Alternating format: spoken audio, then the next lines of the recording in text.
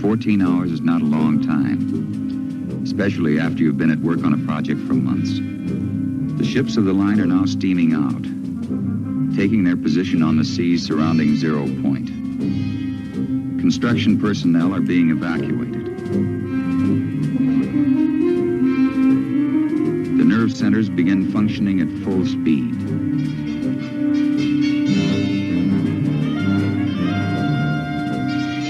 On Fred Island this day, there are more planes than on any stateside base 10 times the size of Fred.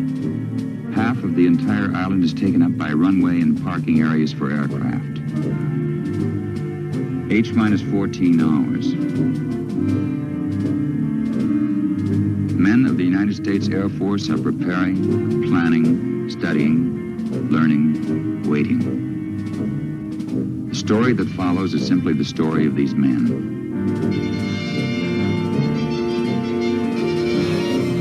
The aircraft are being groomed like thoroughbred horses before the big stake race. There's no such thing as too much maintenance. An aircraft mechanic can be wrong only once, especially on a mission like this. H-13. The last military air transport plane winds up its engines and moves out. There goes Fred Island's last scheduled contact with the outside world. Now at H-13 hours, a single runway on the island is reserved for test aircraft, and test aircraft only.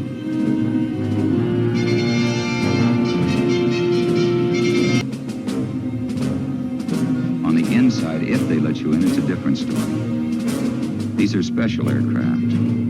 Every one of them rigged with special meters and dials and gauges to record pressure and heat. This bomb bay no longer houses bombs, but instead carries canisters. The nose of this fighter carries no machine gun. Instead, it holds an electronic recorder.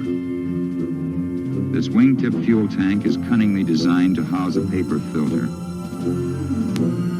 The crews of these planes are like busmen on a holiday. Though 12 hours still separate them from their mission, they can't resist coming down to the line to inspect their ships. On a mission like this, men and machines become automatically one. Without the man, the machine is nothing. Without the machine, the man is not an airman.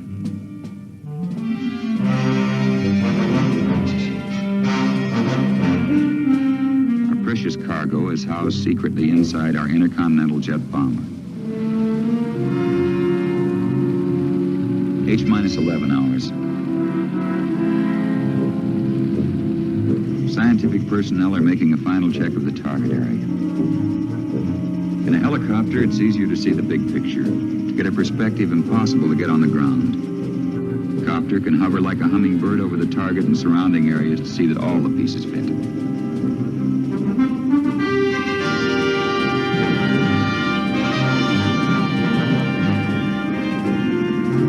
One of the pieces that must fit with a jigsaw precision is Pacific weather. B-50 weather aircraft are continually taking off from Fred right through H-10, H-9. Keep the record straight over the miles of ocean that surround the target. Far out from the proving grounds, the men in the special weather planes keep a never-ending watch on the changeable tropical weather. Humidity, pressure, winds aloft. Vital information to be radioed back to the task force on Fred Island. At some of the other atolls in the Marshall Islands, Air Force personnel check the weather from ground positions. Right up to the final minutes, the flow of weather information never ceases. Now darkness falls on Fred Island. H-8. H-7.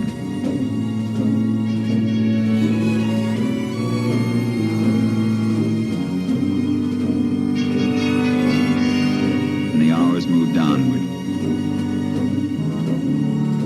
H-6 hours. -5. minus 4, minus 3, minus 2, minus 1.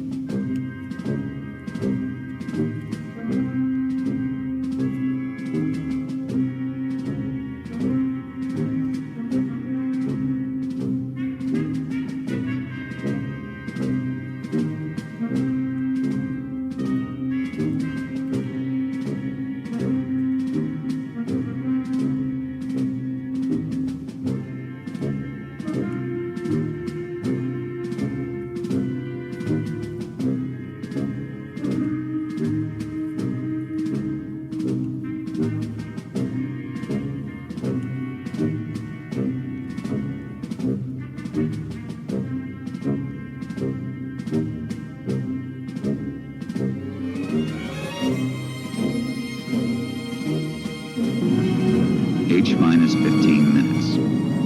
Target point, a speck of coral 45,000 feet below. You look down and you feel very much alone, but you know you're not. Scientists on the ground are so closely in touch with our every movement that they could be in the cockpit. The men of the scientific task group work inside a well-protected bunker not far from 0 point, on an island called Bikini. They are underground and we are only 5,000 feet in the air. And yet we couldn't be closer together. The panels in this room keep check on every instrument pinpointed around the target. If one single item of the immense operation doesn't check out, this man can stop the whole mission by radioing negative, negative. The steady tone in the bunker comes directly from the bomb. The beep indicates that everything in the weapon is as it should be. At the moment of drop, the beep will stop. Silence in the bunker will mean that the bomb has fallen. The plane bears a white underbelly for good reason. The same reason why we sit in a pressurized glass bowl, surrounded by thermal curtains and wearing opaque goggles. All this is to ward off caloric effects once we drop the bomb. H minus 1 minute.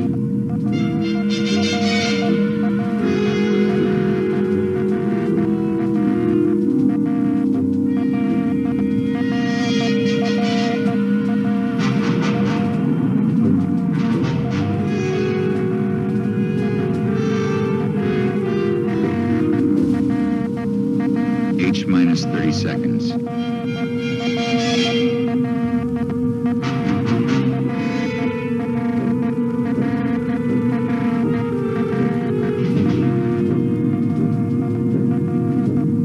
H minus 15 seconds.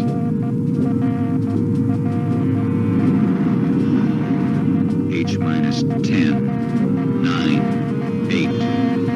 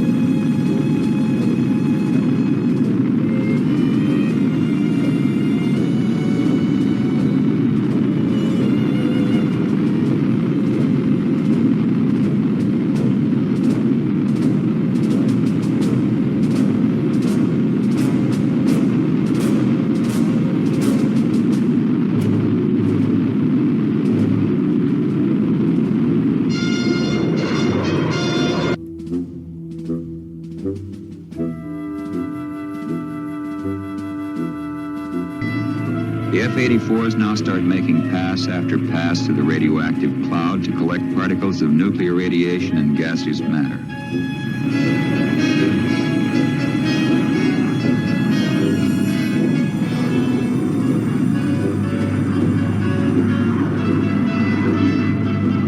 B-57s engage in another kind of sampling. They deliberately pile through the active cloud at different elevations to test radiation at different heights.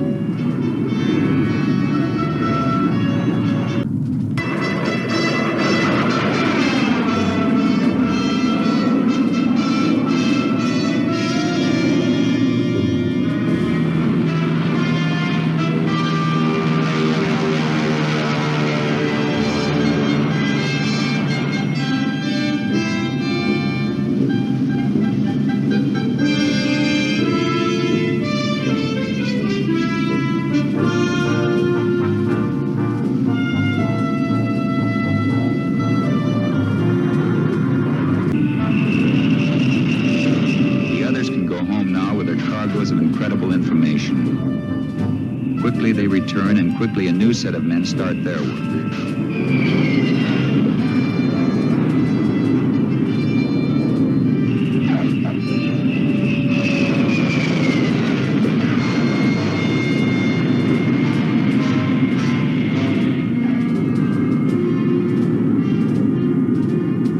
The whine of the jet engines fade away as the test aircraft come to park position. Monitors rush up to check radiation levels. Air crews and technicians look for evidence of the bomb's power.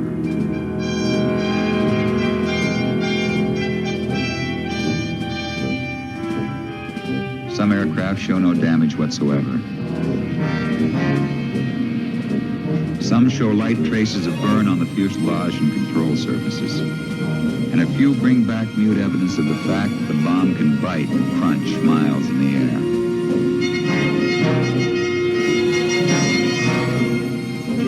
And this is why we conceal the white filters in the planes, to catch and trap nuclear particles. Technicians in special clothing remove the samples. Radioactive particles of atomic fission must be handled not with kid gloves, but with metal prongs. All aircraft must be immediately decontaminated.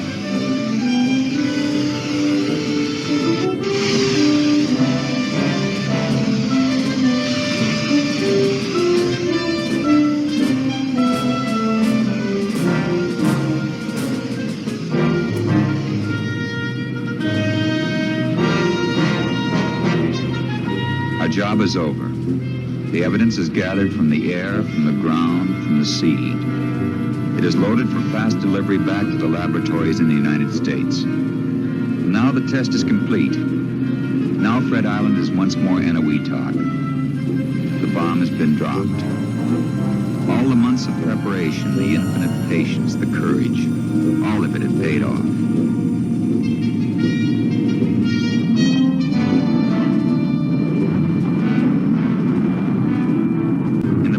The weather changed its mind in split seconds.